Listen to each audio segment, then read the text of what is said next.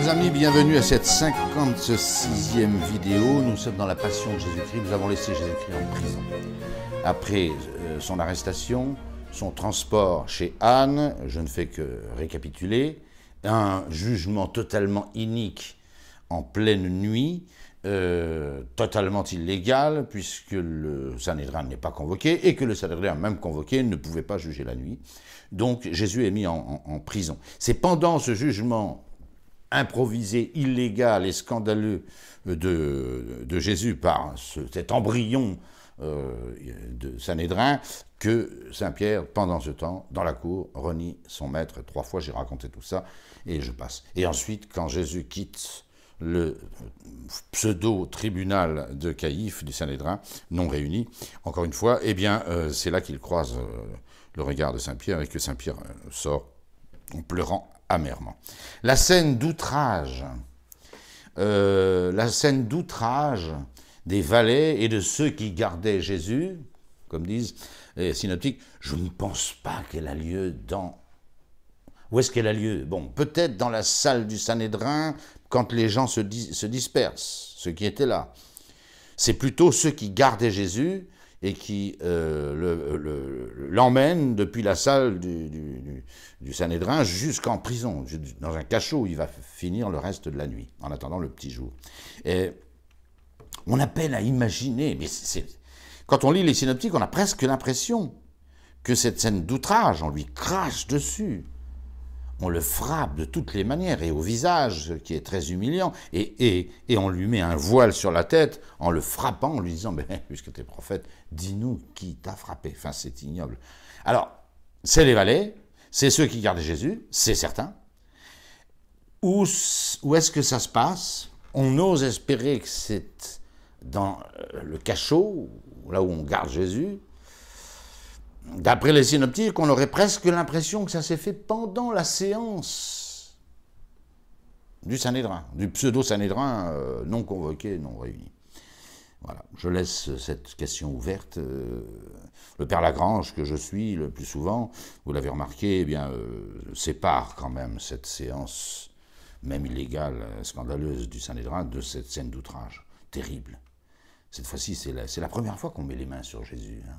Le premier qui a frappé Jésus, c'est le satellite du grand prêtre pendant ce procès scandaleux. Et puis c'est maintenant. Mais c'est terrible. C'est terrible. Jésus va passer quelques toutes petites heures dans un cachot. Pourquoi? Parce qu'on est pressé. Alors beaucoup se sont posé la question, mais comment se fait-il qu'il y ait tant d'événements depuis le jeudi soir, après la scène, jusqu'à 15 heures, la crucifixion et la mort de notre Seigneur sur la croix? Comment tout ça peut tenir? Il y en a même qui ont imaginé que ça avait duré 2 jours parce qu'on n'arrive pas à tout loger. Je m'inscris en faux complètement. Hein, le timing de la Passion est bien celui de Saint Jean et des synoptiques d'ailleurs qui concordent parfaitement. Il n'y a qu'un doute, c'est sur la célébration de la Pâque anticipée par Jésus, ça il n'y a pas de doute non plus, remarquez. Et puis c'est le vendredi qu'il faut manger la Pâque. Parce que la Pâque, je l'ai déjà dit, c'est le samedi. Comment ça peut tenir? Entre l'arrestation de Jésus vers 11h minuit au jardin des Oliviers et sa mort sur la croix, effectivement, il y a quelques heures. Seulement, on est très pressé. On est très pressé. Les Sanhédrites sont très pressés. D'abord, à cause de leur haine de Jésus. Ils le tiennent, et il faut qu'il meure le plus vite possible. Oui. Ils vont enchaîner les événements. C'est eux qui mènent le tambour battant, cette passion de Jésus-Christ. Et Jésus-Christ se laissant faire totalement. Et puis deuxièmement, et ceci est très important, on est à l'avant-veille d'une très grande fête, la plus grande fête juive, la Pâque, qui a lieu encore une fois le samedi, mais on doit manger la Pâque, on va le voir aujourd'hui, on doit manger la Pâque le vendredi soir, la veille. Donc ils n'ont même pas 24 heures, il faut que Jésus soit mis à mort avant qu'on mange la Pâque. Et puis le lendemain, c'est un sabbat, on ne pourra rien faire. Il faudrait qu'il soit mort et enterré à la fin de la journée du vendredi. Alors c'est pour ça qu'ils y vont à une cadence incroyable. Incroyable. Et c'est ce que nous dit l'Évangile. Dès qu'il fait jour, on est en avril. Avril, peut-être un peu mai, enfin, avril, on va dire avril, hein, voilà. Le soleil se lève très tôt déjà, très très tôt. On est à peu près sur les mêmes longitudes que nous le savons.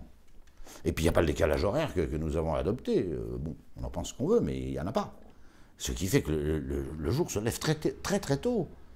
Et le vrai procès, alors, dès qu'il fait jour, parce que les Sanhédrites savent très bien que leur procès de la nuit est totalement illégal. Il n'y avait pas le Sanhédrin, il n'avait pas été convoqué, et c'était la nuit. Autant de raisons qui fait que Jésus n'est pas jugé encore, même s'ils veulent absolument le tuer. Voilà. Donc, aux premières clartés du soleil, cette fois-ci, officiellement, Caïphe convoque tout le Sanhédrin, avec ces trois classes, hein, je vous l'ai déjà dit, les prêtres, les anciens et les scribes, pour la plupart des pharisiens. Et là, séance 2 jours et séance plénière. Il y a tout le Sanhédrin qui est là.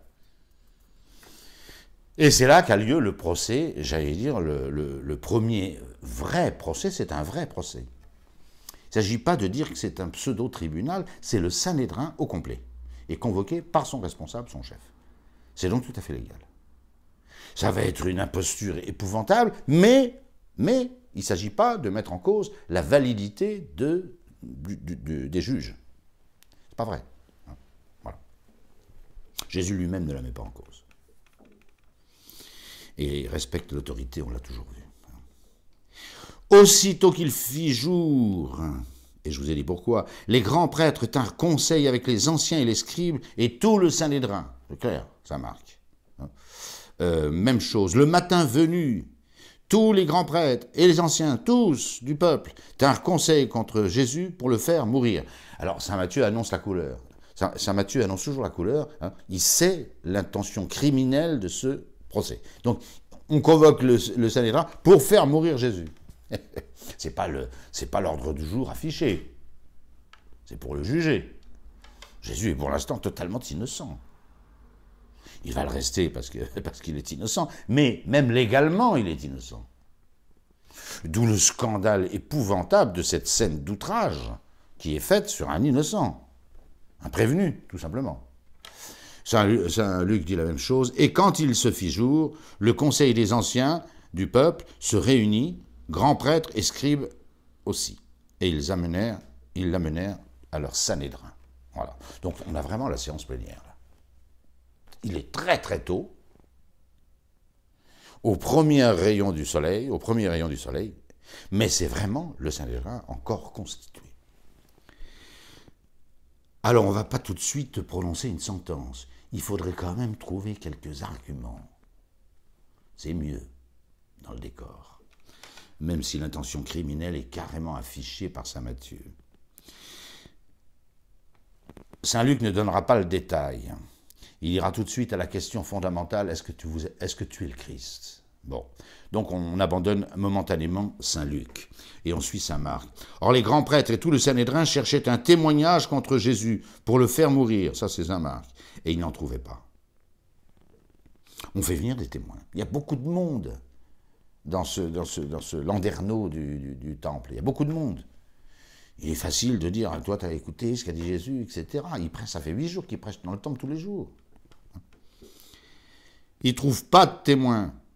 Il ne faut pas seulement des gens qui n'aiment pas Jésus, il faut qu'ils reprochent quelque chose de précis, un fait, une doctrine à Jésus. Plusieurs, en effet, dit saint Marc, déposaient faussement contre lui, et les témoignages ne concordaient pas. La loi de Moïse interdisait d'ailleurs de juger sur un seul témoignage. Interdit. Pour ça, les droits sont à peu près semblables, comme le droit romain, testis unus, testis nullus. Un témoin unique est un témoin qui ne vaut rien, qui est nul. Et comme il y avait plusieurs témoins qui ne disaient pas la même chose, bon, impossible de se fonder là-dessus. Saint Matthieu, or les grands prêtres et le Sanhédrin tout entier cherchaient un faux témoignage contre Jésus afin de le faire mourir. Et ils n'en trouvaient pas, quoique beaucoup, donc ça a duré un peu quand même, hein, quoique beaucoup de faux témoins se fussent présentés. Voilà. Et puis finalement, Caïphe est très embarrassé. Très embarrassé. La seule chose qu'il va retenir, c'est un témoignage faux et pas faux. Il y a un fondement. Voilà. Écoutez, c'est très intéressant. Et quelques-uns finalement se levant déposaient faussement contre lui, en disant, nous l'avons entendu dire, Jésus donc, je détruirai ce temple fait de main d'homme, et après 3 jours, j'en bâtirai un autre qui ne sera pas fait de main d'homme. Même sur ce point, leur témoignage ne concordait pas. Saint Matthieu, nous allons revenir sur ce chef d'accusation. À la fin, 2 se présentèrent et dirent, celui-ci a dit, je peux détruire le temple de Dieu et après 3 jours le rebâtir. Voilà. Et c'est surtout ça. Alors, qu'est-ce que c'est que ce témoignage? Il est vrai et il est faux. Il est vrai parce que Jésus, et alors là, je vous renvoie à notre 3e ou 4e leçon. On fait un grand saut dans le passé. La première fois qu'il vient à Jérusalem, depuis le début de sa carrière apostolique, Jésus rentre dans le temple et la première chose qu'il fait, vous vous souvenez, c'est de subvertir toutes les tables. L'événement, l'anecdote racontée par ses témoins, a là 2 ans et demi. C'est vieux. Mais c'est à Jérusalem, parce qu'on ne sait pas très bien ce qu'a pu faire et dire Jésus en Galilée. Tandis qu'à Jérusalem, on sait ce qu'il a fait. La première chose qu'il fait, c'est de renverser toutes les tables, de fouetter les vendeurs, etc. Ma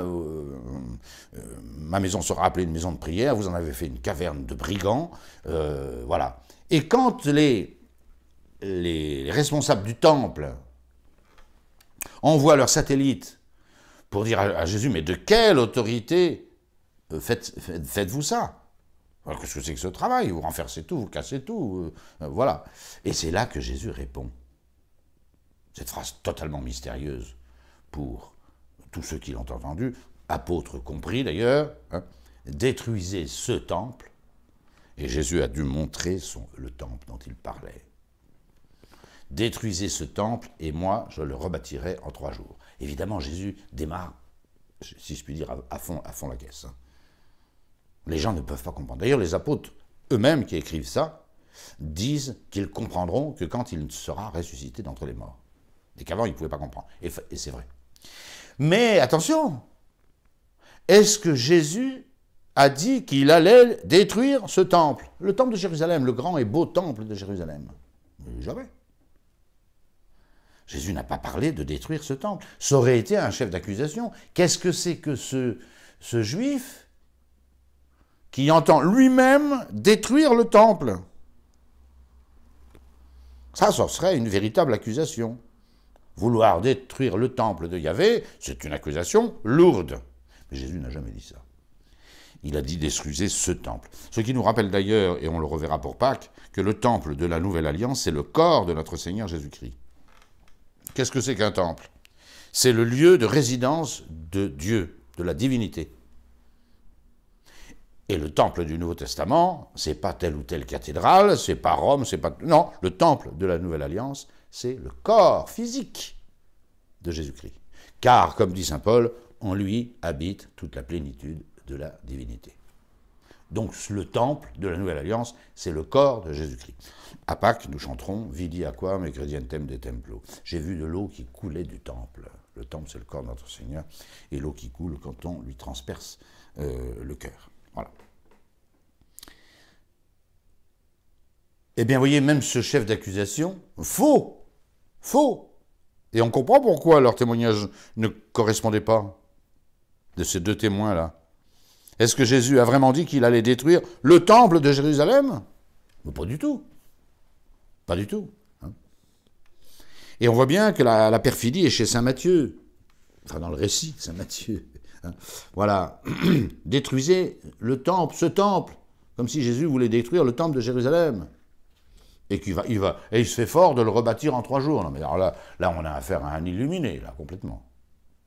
Un illuminé. Voilà. Je détruirai ce temple, dit saint Marc, enfin, qui fait dire aux faux témoins, hein, je détruirai ce temple fait de main d'homme, et après 3 jours, j'en bâtirai un autre. Bon, s'il s'agit du temple de Jérusalem, bah, c'est pas un crime. On a affaire à un fou, c'est tout. Quelqu'un qui est dérangé. Mais on ne peut pas condamner à mort quelqu'un parce qu'il s'est vanté de détruire, voilà. Bon, si vous avez quelqu'un que vous croisez dans la rue qui vous dit, moi je détruis Saint-Pierre de Rome et je la rebâtis en 3 jours, vous n'allez pas le mettre en prison. Vous allez l'aiguiller sur un psychiatre et puis faire une petite cure, voilà. Ou alors il faut qu'il arrête la bouteille, j'en sais rien. Mais c'est pas un crime. Pas un crime. Donc le grand prêtre est enlisé. Il ne sait pas comment faire. Il ne sait pas comment faire. Il faut trouver un motif religieux et qui soit consistant. Or, ce qu'il a remarqué, c'est que Jésus agissait sans arrêt et ne contestait jamais son égalité avec Dieu. Jamais, au contraire. Il fait tout pour qu'on pense qu'il se prend lui-même pour Dieu, fils de Dieu, etc. Ah, ça a du poids et de la consistance. Voilà. Et le grand prêtre, je reprends le récit de saint Marc, se levant au milieu du conseil, interrogea Jésus en disant, « Tu ne réponds rien ?» Mais Jésus se tait. Contre l'accusation du temple, là, je le mettrai par terre, Jésus se tait. Jésus se tait. Pas un mot. Rien. Il ne se justifie pas. Tant plus que l'accusation est complètement loufoque. Jésus aurait dit qu'il allait détruire le temple de Jérusalem et le rebâtir en 3 jours. C'est du n'importe quoi. Jésus ne répond pas. Normal. De nouveau, le grand prêtre l'interrogea en disant, et là, saint Luc reprend le récit, il laisse tomber l'histoire du temple, et les témoins, qui pour lui, un grec n'a aucune incidence. Par contre, la suite est capitale. C'est le tournant de l'histoire du monde là, qui se joue dans ce procès. De nouveau, le grand prêtre l'interrogea et lui dit, « Tu es le Christ, le fils du béni, du Dieu béni. » C'est comme ça que les grands prêtres appelaient le Dieu, le créateur du ciel et de la terre, le Dieu béni. Voilà, c'est beau d'ailleurs. Jésus lui répond, « Je le suis. » Et même, il renchérit. « Vous verrez le Fils de l'homme assis à la droite de la puissance avec un P majuscule, c'est Dieu, le Dieu béni, qu'on appelle la puissance, et venant avec les nuées du ciel. » Ouf! Le grand prêtre lui dit, saint Matthieu, « Je t'adjure par le Dieu vivant de nous dire si tu es le Christ, le Fils de Dieu. » Voyez le Christ. Mais également le Fils de Dieu. Là, les mots sont d'une importance capitale. Il adjure, c'est-à-dire qu'il prend Dieu à témoin que son prévenu doit répondre. Sinon, c'est à Dieu qu'il va mentir. Donc, saint Marc, tu es le Christ, le Fils du Dieu béni, point d'interrogation. Saint Matthieu, je t'adjure par le Dieu vivant de nous dire si tu es le Christ, le Fils de Dieu. Le Christ, le Fils de Dieu. Saint Luc. Alors Saint Luc, c'est plus subtil. En disant, le grand prêtre l'interroge en disant, si tu es le Christ, dis-le nous. Ça aurait dû commencer comme ça. Jésus leur répond, si je vous le dis, vous ne me croyez pas. Donc je ne vais pas perdre mon temps à vous répéter ce que j'ai dit pendant des années. Voilà. Et si je vous interrogeais, vous ne répondrez pas. Et si je vous interrogeais, vous ne répondrez pas. C'est capital. On connaît mal ce texte. Si Jésus commence à argumenter sur sa messianité, sur le fait qu'il est le Christ, qu'il est descendant de David, donc roi d'Israël, successeur de David, et même fils de Dieu, il a déjà fait ça, Jésus. Souvenez-vous de l'altercation, quelques jours auparavant, où Jésus en a assez et leur pose lui-même une question. Mais comment se fait-il que David, inspiré par l'Esprit Saint, appelle Seigneur son propre fils? Comment peut-on appeler Seigneur son propre fils? Et il ne répondait rien. Vous voyez, c'est ce que dit Jésus. Si Jésus se met à donner l'exégèse de l'Ancien Testament sur le Christ et fils de Dieu, ils ne pourront pas répondre, ils ne savent rien, c'est des ignorants. Si je vous le dis, vous ne me croyez pas. Et si je vous interroge, vous ne répondrez pas. Cependant, Jésus, et ça c'est les trois synoptiques, Jésus fait référence explicitement au chapitre 7 du prophète Daniel. Jésus s'est appelé 70 fois le Fils de l'homme pendant tout l'Évangile.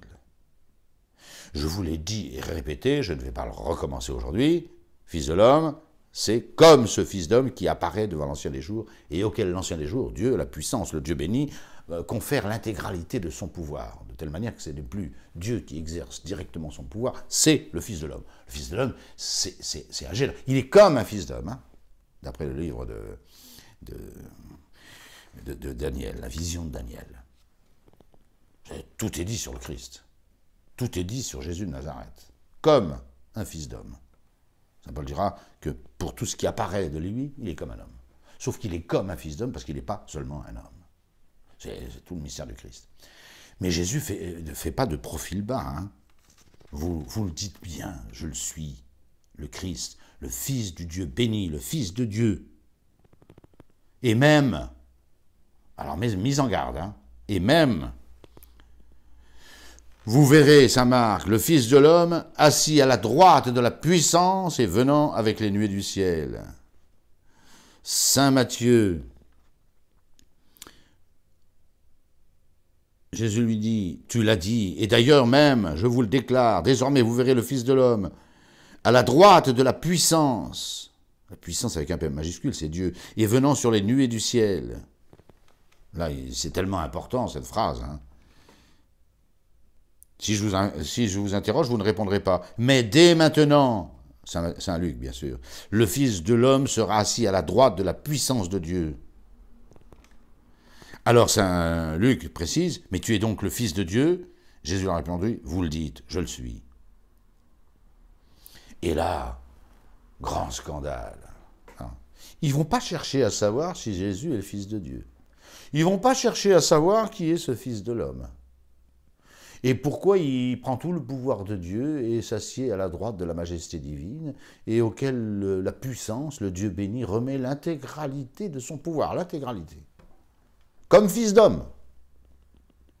Comme Fils de l'homme. Jésus, nous le savons, c'est la Trinité, a toutes les prérogatives et la puissance de Dieu par sa personne divine, de Verbe. Mais comme homme, il va bientôt conquérir tout cela. Il va bientôt conquérir, quand il va, au moment de l'ascension, aller s'asseoir à la droite de la majesté divine. C'est ce que dit Daniel. Le Fils de l'homme, c'est pas au rabais, hein. C'est pas au rabais. Mais c'est comme homme que ce Fils de l'homme, il est l'égal de Dieu, même comme homme. Ce qui veut dire, petite parenthèse, si je puis dire, ce qui veut dire à Caïphe, méfie-toi. Tu devrais connaître ce chapitre 7 du prophète Daniel. Et tu vois bien qu'est-ce que Dieu remet à ce Fils de l'homme, à ce comme un Fils d'homme, c'est l'intégralité de son pouvoir, de son jugement. C'est dit dans le livre de Daniel, le jugement. Autrement dit, en ce moment, Caïphe, c'est toi qui me juges, mais attention, les rôles seront renversés un jour. Et c'est moi qui vais te juger. Alors vous imaginez le scandale. Enfin, le scandale. Ils auraient dû se mettre à genoux et dire, bon ben voilà, ça y est, Dieu nous a envoyé le Messie d'Israël. Et quel Messie? Puisqu'il est le Fils de l'homme, hein, et qu'il est le Fils personnel de Dieu. Enfin, au fond, c'est la grandeur du Christ qui a rendu aveugle, c'est comme les chouettes, hein, quand il y a trop de lumière, elles ne voient rien. Hein, bon. Qui a rendu aveugle ces pharisiens, leurs défauts, leurs vices, etc. Mais ce qu'ils auraient dû faire sans arrêt, c'est scruter les Écritures concernant le Christ. Et ils connaissent ce texte. Pourquoi? Seulement, voilà, il faut faire le scandale. Alors Caïphe se lève en disant, là, on a un motif. L'histoire du temple, je bâtirai pas, je relèverai, ça ne tient pas la route. Mais là, il est en train d'affirmer qu'il est Dieu. Fils de Dieu. Jésus-Christ a été condamné sur le motif qu'il s'est dit Dieu, l'égal de Dieu. Eh bien, c'est parfaitement exact. C'est le tournant de l'histoire. Hein, c'est le tournant de l'histoire. Le grand prêtre déchira ses habits. Qu'avons-nous encore besoin de témoins? Vous avez entendu le blasphème. Que vous en semble? Et tous le condamnèrent en prononçant qu'il avait mérité la mort. Voilà, blasphème. Bon, les Juifs déchiraient leurs vêtements à chaque fois qu'on manquait un petit détail de la loi. Bon. Mais là, attention, on n'est pas dans un détail, c'est le président du Sanhédrin qui condamne Jésus à mort et déchire ses vêtements pour montrer qu'au fond, il n'a aucun argument. Il n'aurait d'argument que si Jésus était vraiment l'illuminé pour lequel on a essayé de le faire passer un peu plus haut. Mais que Jésus soit le Fils de l'homme et qu'il l'ait prouvé des centaines et des milliers de fois, et qu'eux ne peuvent même pas répondre à ces argumentations, le psaume 109, le livre 7 de Daniel, c'est eux les coupables. Ils auraient dû se mettre à genoux, là. C'est ça qui aurait dû arriver.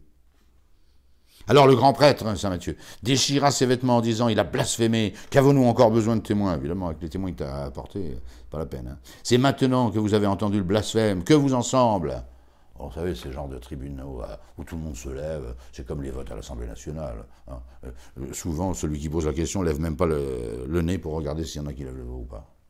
Pareil. On assiste à des séances à l'Assemblée nationale en ce moment, c'est du délire. Hein. Il y a 150 amendements à voter en 10 minutes. Hein. Et souvent, le rapporteur lit l'amendement, hein, il lève même pas le nez pour compter les doigts. C'est à peu près ce qui s'est passé ici. Adopté. Quand Caïphe dit, mais il a blasphémé, vous l'avez entendu vous-même, on arrête le procès, c'est fini, c'est plié. Alors, il y en a certains qui sont restés assis, certainement. Hein, Joseph d'Arimathie, Nicodème, ils sont restés assis, mais qu'est-ce que vous voulez? 72 personnes, ça fait du monde. Même chose. Ils dirent, mais qu'avons-nous, Saint Luc, qu'avons-nous besoin de témoins? Car nous-mêmes, nous avons entendu de sa bouche le blasphème. Le dogme central d'Israël, c'est qu'il n'y a qu'un seul Dieu qui a créé le ciel et la terre. Si on met un Dieu à côté de Dieu, hein, voilà, ben c'est le mystère de la Trinité. Comment il est dans toute l'Écriture, le mystère de la Sainte Trinité. Hein. Il n'est pas seulement que dans le Nouveau Testament et dans les paroles de Jésus. Il est partout. Et ces spécialistes du royaume des cieux auraient dû le savoir. Et Jésus le leur avait montré. Jésus le leur avait montré. Quand on ressuscite Lazare en donnant des ordres, les autres auraient dû réfléchir. À quoi ils ont pensé? À tuer Lazare ressuscité, pour éviter un témoin gênant. Oui, quand Jésus les prend sur le psaume 109, le fils de David, j'y reviens pas, ils répondent pas. C'était leur métier. Hein. C'était leur métier, de prêtre, d'ancien du peuple, et de scribe. Surtout de scribe, si je puis dire. Surtout.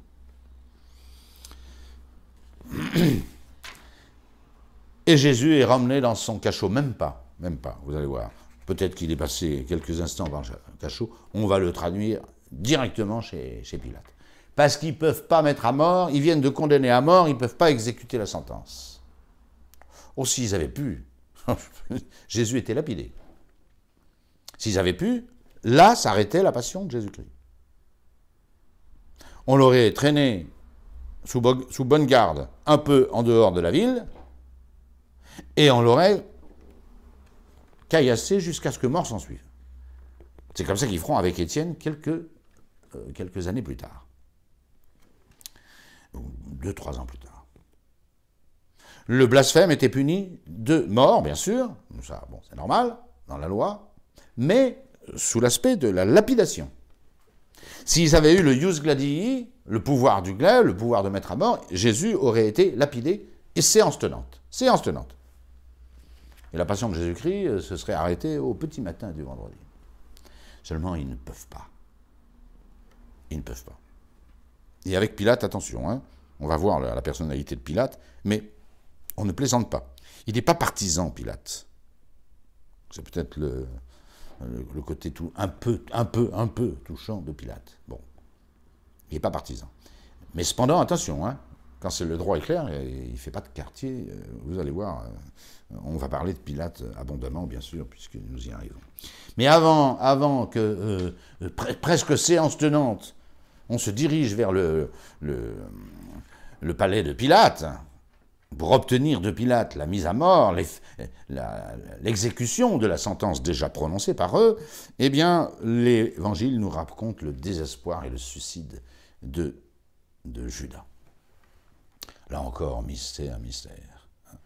C'est raconté par Matthieu et par Matthieu seul. Matthieu était un des apôtres, donc un compagnon de Judas, un compagnon de route. Il connaissait très bien Judas. Très très bien. Voilà. Ce qu'avait fait Judas, les apôtres étaient ahuris. Quand est-ce que Judas prend conscience de ce qu'il a fait? Juste après cette sentence. C'est pour ça que Matthieu le place tout de suite. Et il a raison, Matthieu. Judas fait partie de ces malfrats qui ne réalisent l'ampleur de leur crime que quand ils l'ont commis. Avant, c'est un sot. Voilà, il ne voit pas clair. Je ne cherche pas à minimiser la faute de Judas, hein, mais alors pas du tout. Hein.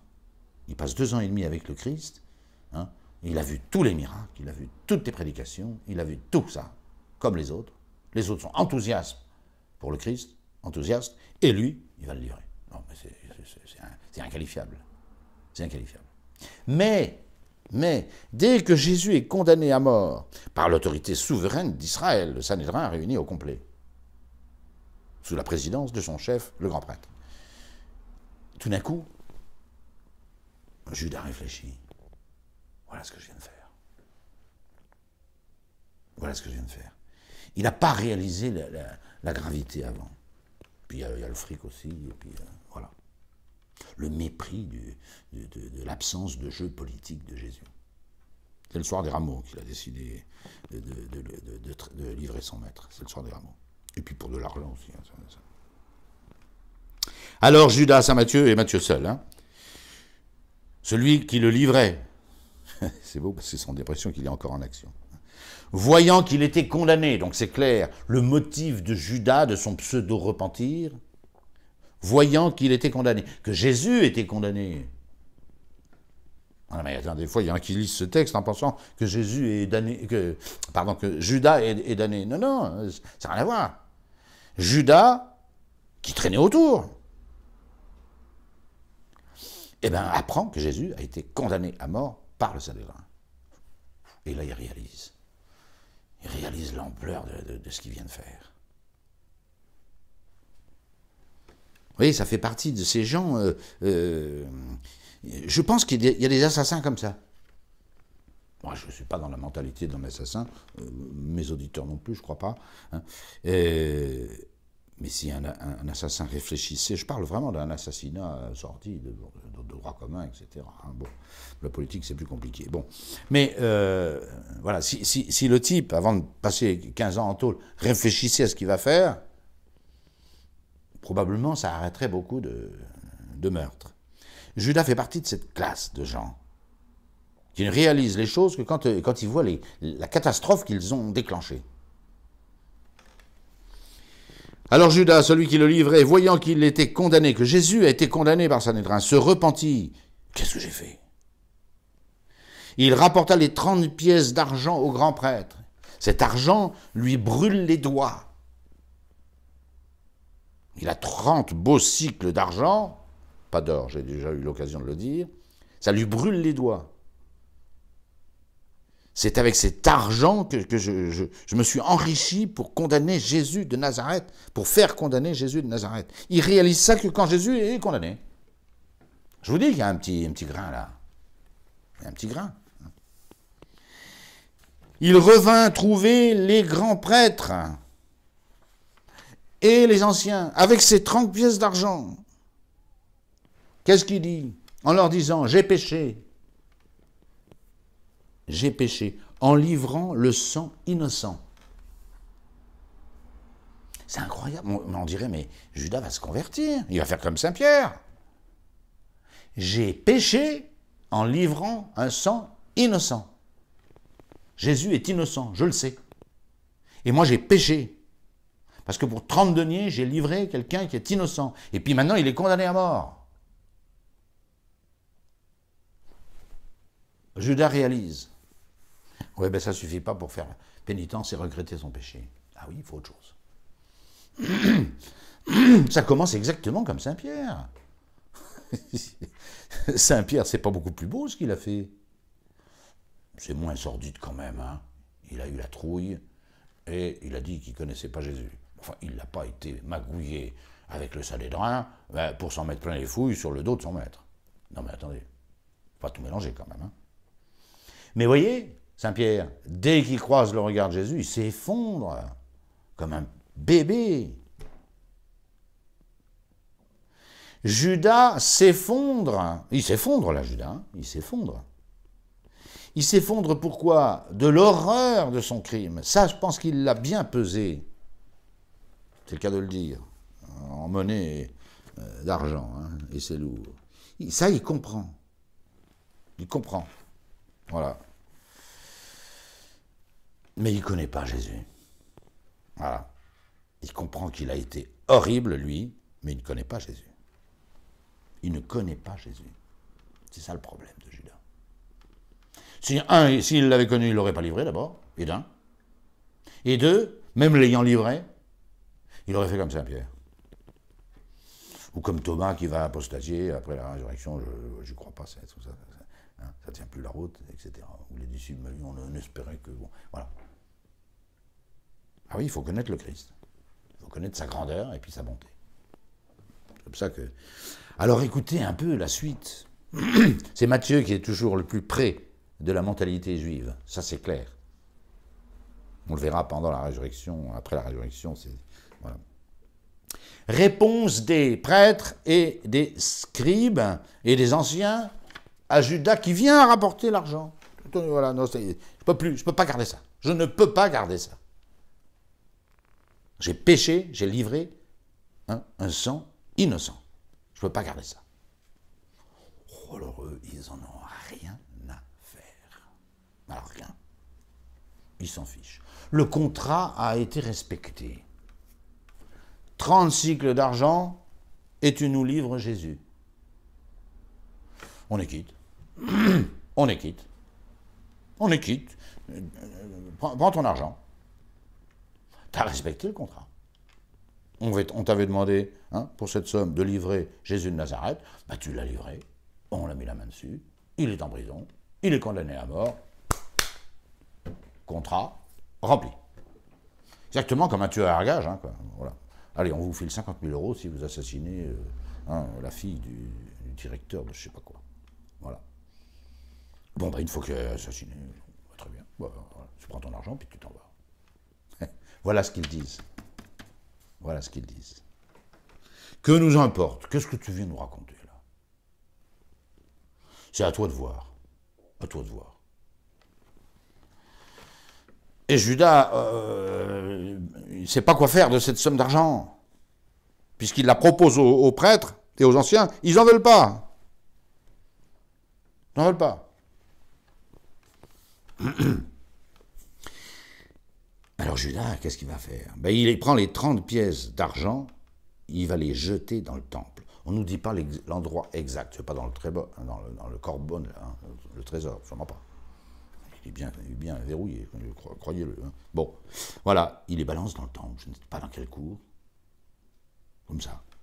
J'imagine assez proche du Saint, ou du Saint des Saints. Voilà, il les balance, ça lui brûle les doigts. Il se retira et alla se pendre, direct. Ça, c'est... Bon, alors je ne veux pas rentrer dans les détails. Est-ce que Judas est damné? Est-ce qu'il n'est pas damné? Bon, la plupart des pères d'église le mettent en enfer.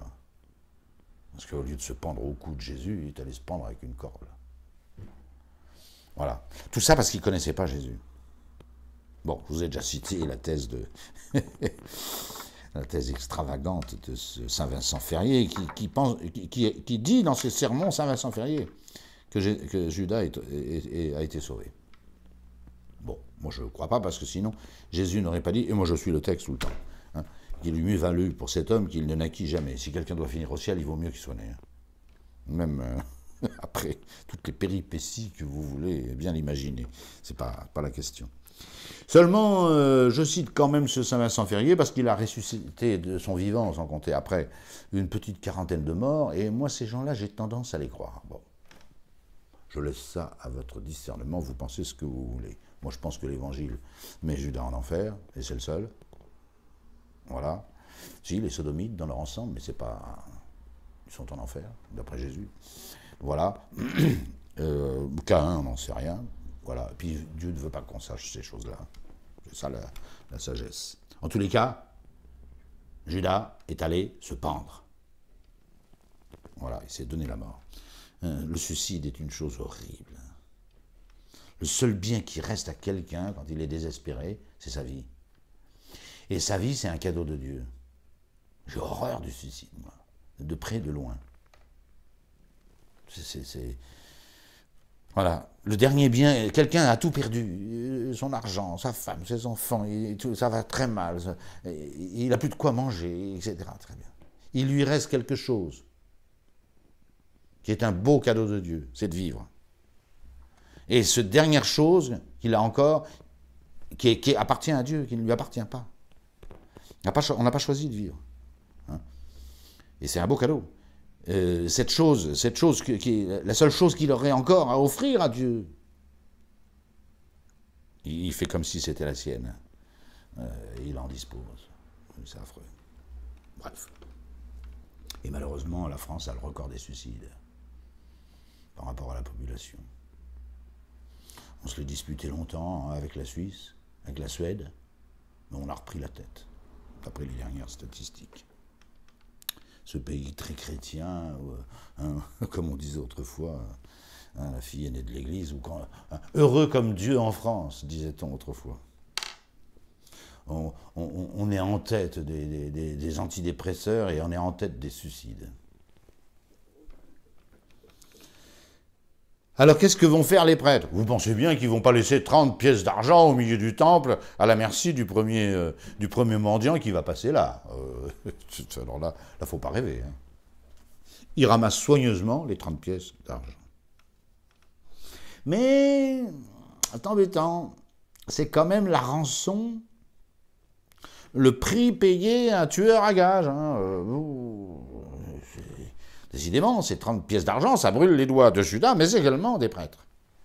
Mais ils ne vont pas les abandonner pour autant. Hein. 36 d'argent, hein. On se baisse pour les ramasser, comme on dit aujourd'hui. Hein. Alors, ils font un petit conseil, ils créent une commission de crise, hein. Voilà, pour savoir un petit peu qu'est-ce qu'on peut faire avec cet argent. Pas question de le donner aux pauvres, par exemple. Ça, non. Voilà. Et il dit on ne peut pas les verser au trésor. Le trésor du temple, c'est sacré, le corbone. Voilà. C'est le prix du sang quand même. C'est avec ça qu'ils ont mis la main sur Jésus et l'ont condamné à mort.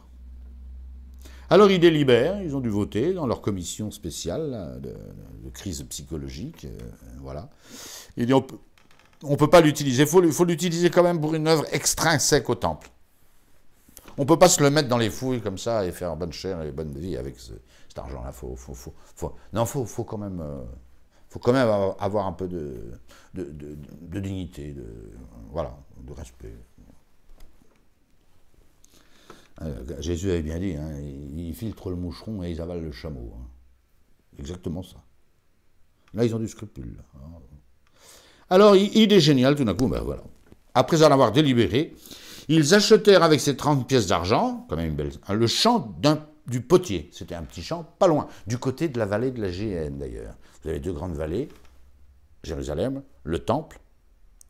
À l'est, je ne sais jamais si je dois indiquer l'est et l'ouest, pour moi ou pour vous. Hein. Voilà.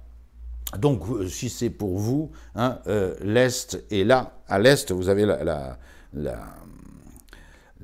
vallée de la Géhenne.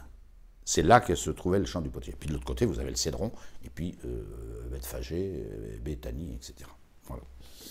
Ils achètent un petit champ qui était là, pour servir au cimetière des étrangers. Vous aviez de grandes fêtes annuelles à Jérusalem, en particulier cette Pâque, qui a attiré un monde fou. Il y avait 2 millions de personnes à Jérusalem. Vous, ça vous paraît peu de choses, 2 millions, c'est le nombre d'habitants de Paris intramuros en permanence. Oui, mais à l'époque, attendez, des rassemblements aussi nombreux, ça n'existait pas. Voilà. Et il y a beaucoup de gens qui mouraient dans le voyage, ou sur place. Et qu'est-ce qu'on en faisait? On ne pouvait pas les ramener dans leur pays. C'est très bien. On va les enterrer dans ce champ du potier. Voilà. Mais les rumeurs ont la peau dure. Ce champ du potier, qui était un potier, avant que le Sanhédrin ne décide de l'acheter avec les 30 pièces d'argent, on l'appelle plus le champ du potier maintenant. On l'appelle Haseldama en hébreu, le champ du sang. Il va rester. Le sang. Et ce sang, c'est le sang de notre Seigneur Jésus-Christ. Hein. Le champ du sang. Voilà. Le temps presse et Judas est pendu. Voilà. Alors, oui, finissons quand même. Matthieu, qui ne perd aucune occasion de montrer que tout cela a été prédit, bien sûr, et il a raison. Il a raison. Mélange des citations de Zacharie et de Jérémie, et ça tombe pile poil. Et c'est clair que c'est le Saint-Esprit qui avait écouté ça. Hein. Ils prirent les 30 pièces d'argent, citation de Malachie, hein, de Zacharie, pardon, et de Jérémie. Ils prirent les 30 pièces d'argent, le prix de celui qui fut mis à prix. On a mis quelqu'un à prix. Rançon, tueur à gage. Pour 30 deniers, je vous livre Jésus de Nazareth. Ils prirent les 30 pièces d'argent, le prix de celui qui fut mis à prix, que mirent à prix les fils d'Israël. Les fils d'Israël mettent à prix. Et ils les donnèrent pour le champ du potier. Et ils les donnèrent, c'est quand même bien trouvé, hein. Ils les donnèrent pour le champ du potier. Ce détail n'aura pas échappé à saint Matthieu, bien sûr. Il connaît l'Écriture sainte à merveille. Ainsi que le Seigneur me l'a montré. Voilà. Les détails de la Passion sont prédits 500, 600, 800 ans, voire 1000 ans avant. Et maintenant, il faut se dépêcher. On n'a pas une minute à perdre, il faut se dépêcher. Hein. Il est 5-6 heures du matin, très tôt encore. Jésus doit mourir aujourd'hui. Or, on ne peut pas le mettre à mort, exécuter la sentence, prononcée, cette fois-ci officiellement. Je puis dire légalement, à part que c'est une monstruosité, mais on est bien placé pour savoir, nous, qu'il y a des monstruosités légales. Voilà. Et il faut se dépêcher d'aller soumettre ça à Pilate. Et là, on fait fissa. Saint Marc, ayant lié Jésus, ils l'emmenèrent et le livrèrent à Pilate. Jésus a été délié pendant son procès devant le Sanhédrin. Quand même. Les gardes partout, etc. Ça fait désordre. Hein. Alors des criminels particulièrement dangereux qui peuvent vous étrangler, je ne sais qui, là. Bon, c'est vrai qu'on leur met les menottes. Mais généralement, dans un tribunal, avant qu'on ne condamne quelqu'un, on ne lui met pas de menottes. Voilà. Jésus a été démenotté, c'est clair, d'après l'Évangile, pendant son procès devant Caïphe. Mais là, attention, on va l'emmener chez Pilate, donc il n'y a pas grande distance, hein. Pas grande distance. Mais on le rattache. Voilà. L'ayant lié, ils le conduisirent et le livrèrent à Pilate, le gouverneur.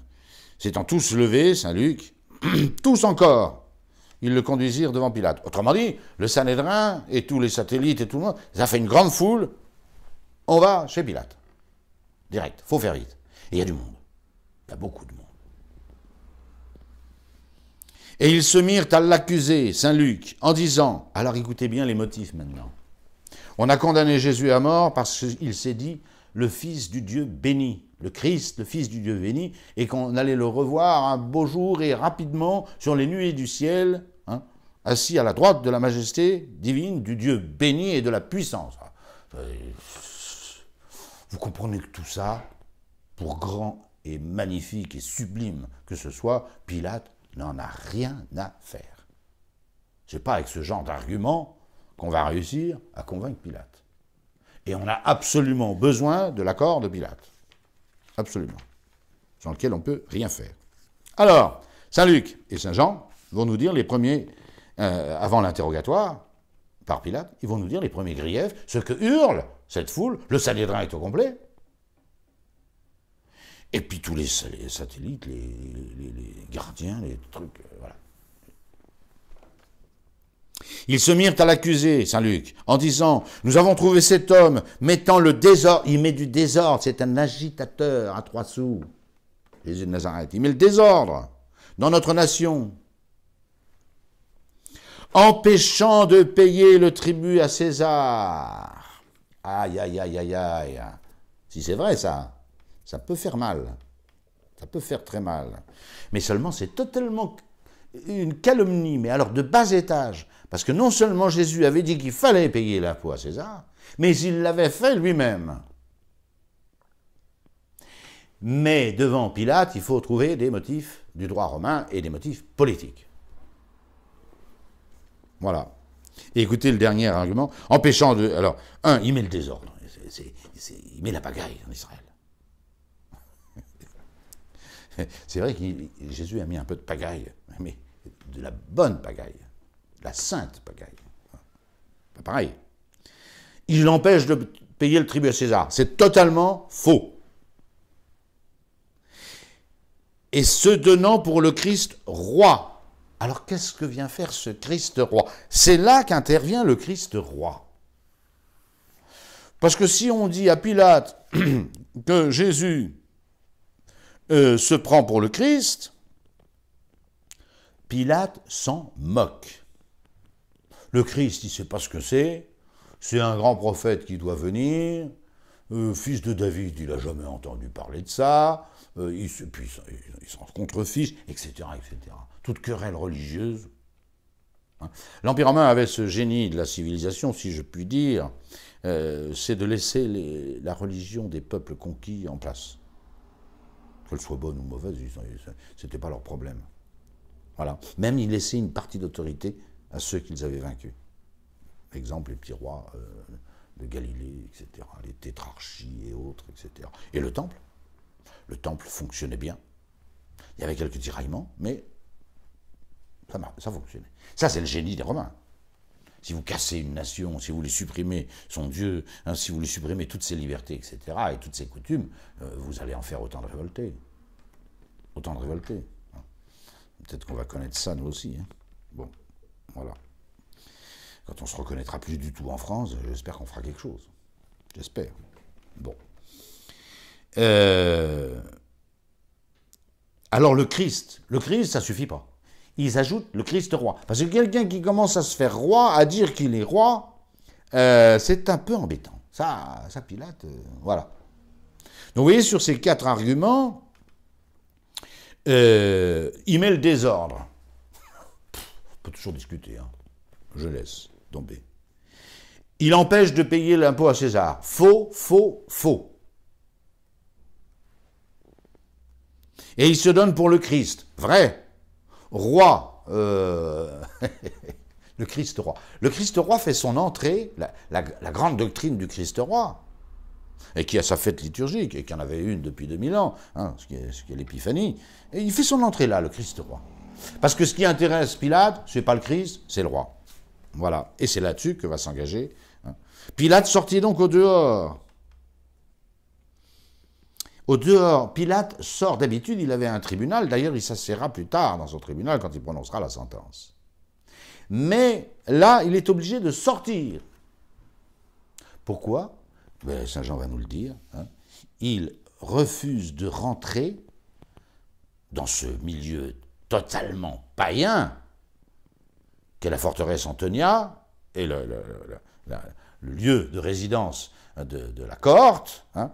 C'est entièrement païen. Ils ne veulent pas rentrer, hein, pour pouvoir manger la Pâque ce soir. Ne pas contracter une souillure légale qui leur interdirait de manger l'agneau pascal, qu'on va égorger à 15 heures. Ils sont en train de lyncher le véritable agneau pascal, mais ils s'entendent bien le manger. Hein, voilà, égorgé à 15 heures, cuit de 17 à 21 heures, et puis manger debout, là, etc. Ils sont en train de tuer, de faire condamner à mort le Fils de Dieu, le véritable agneau pascal, mais attention, ils ne vont pas mettre un pied dans le palais, dans la forteresse du gouverneur romain, parce que sinon ils ne pourront pas manger la Pâque. Filtrer le moucheron, avaler le chameau. C'est presque à jet continu que ces pharisiens font cela. Voilà. Saint Jean. Hein. Ils conduisirent donc Jésus de chez Caïphe au prétoire. C'était de très bonne heure, précise Saint Jean. Il est encore très tôt. Et c'est après le procès du matin que je viens de vous raconter. Et eux-mêmes n'entrèrent pas dans le prétoire pour ne pas se souiller, mais pour pouvoir manger la Pâque. Donc il est clair, d'après Saint Jean, qu'on mangeait la Pâque ce soir-là, le vendredi soir. Parce que samedi, c'était la veille du samedi, ce samedi était la fête de Pâques, le 14 Nisan, tout simplement. Pilate, donc, sortit au dehors. Ben oui, ils ne veulent pas rentrer. Donc, Pilate, mais il y a du bruit quand même. Hein. Et il dit, quelle accusation portez-vous contre cet homme? Ils lui répondirent, si celui-ci n'était pas un malfaiteur, nous ne te l'aurions pas amené. Alors ça, comme argument, ça vaut son pesant de cacahuètes. Hein. Qu'est-ce qu'il a fait de mal? Ben, on t'aurait pas amené si c'était pas un malfaiteur. Donc c'est un malfaiteur, donc il faut le condamner. Là, faut quand même. Pilate, faut pas le prendre pour un béné non plus. Hein. Faut pas le prendre pour un béné. C'est pas un tendre, Pilate, mais faut pas lui raconter des salades pareilles. Hein. Pilate donc leur dit, monsieur c'est ça, prenez-le vous-même, hein, et puis jugez-le selon votre loi. Si c'est des petites querelles, hein, de malfaiteurs. Il a tué quelqu'un, il a volé, il a levé une armée, il a assassiné un officier romain. Ah bon. Si c'était pas un malfaiteur, on ne te l'aurait pas livré. Ok. Enfin, si c'est ça, hein, si c'est une petite querelle de loi, pas loi, etc., c'est permis de faire ça. Non, alors vous le prenez puis vous le jugez vous-même. Ça ne fait pas du tout leur affaire. Parce que pour que Jésus aille à la croix, hein, y en a qu'un qui peut le décider, c'est Pilate. Et puis, on ne peut pas écarter de l'esprit de ces pharisiens et ces sanédrites hypocrites que ça tombe très bien si on peut faire condamner Jésus par Pilate. Parce que si Jésus est condamné par Pilate, il ne sera pas lapidé, comme si c'était eux, je vous l'ai dit tout à l'heure, mais il sera crucifié. Ce supplice absolument épouvantable, au dire même des païens. Hein, et comme dit le psaume, morte turpissima condemnemus eum. Je traduis quand même, hein, condamnons-le à une mort la plus honteuse qui soit. Honteuse. Voilà. Saint Paul aura beaucoup de mal avec ça. Maudit soit celui qui pend au bois, Deutéronome 22. Comment peut-on être sauvé par celui qui est maudit? Enfin, voilà. On reverra ça plus tard, une autre fois, si vous voulez. Voilà. Les Juifs lui dirent donc, mais ça ne fait pas du tout leur affaire. Prenez-le et jugez-le selon votre loi. Mais les Juifs lui dirent donc, il ne nous est pas permis de mettre quelqu'un à mort. Et Saint Jean d'ajouter, cela est arrivé pour que la parole de Jésus fût accomplie. Parole qu'il a dit en suggérant de quelle mort il allait mourir. Jésus savait qu'il allait être crucifié. Il l'avait dit, quand j'aurais été élevé de terre, hein, j'attirerai tout à moi. Voilà. Et Saint Jean l'avait noté. Ça, c'est le sermon de Jésus le soir des rameaux, sur l'esplanade du temple. Quand il démobilise tout le monde en disant que si le grain de blé ne tombe en terre et ne meurt, il demeure seul, il ne porte pas de fruits. Voilà. Quand j'aurais été élevé de terre, j'attirerai tout à moi. Et les gens comprenaient très bien que quelqu'un qui était tué en étant élevé de terre, c'est qu'on le plantait, on le clouait sur une croix. Voilà. Alors on va assister maintenant, la fois prochaine, à ce jugement par Pilate qui est étonnant de richesse, de profondeur et de... voilà, grâce à Saint Jean. Saint Jean a pu s'introduire, comme il avait pu s'introduire, et introduire Saint Pierre d'ailleurs, au cœur des affaires, si je puis dire, du Sanhédrin. Il a réussi aussi à s'infiltrer. Voilà. Attention, les Juifs sont dehors. C'est donc plus facile de se glisser ou de s'approcher parce qu'ils ne veulent pas rentrer. Donc c'est quand même pas une prouesse que Saint Jean ait pu entendre le dialogue. Mais quand même, Jésus, lui, est dans le prétoire. Il n'est pas dehors comme les Juifs qui hurlent. Et les dialogues que va nous rapporter Saint Jean, l'évangéliste, c'est des dialogues qui ont lieu dans le prétoire. Et on le voit bien. Il y a des allées-venues de Pilate, des Juifs, jusqu'à Jésus. Comment Saint Jean a-t-il pu... est-ce qu'il avait des amis encore très haut placés du côté de l'armée romaine, du côté des officiers, des juges, des tribuns, j'en sais rien moi. Mais il faut croire qu'il a eu accès, incroyable ce Saint Jean, qu'il a eu accès et à la cour du grand prêtre et dans le prétoire, il a eu ses oreilles. Je ne sais pas très bien comment, mais il a eu ses oreilles. Eh bien, ces oreilles vont nous apprendre bien des choses sur la passion de notre Seigneur. Je vous remercie.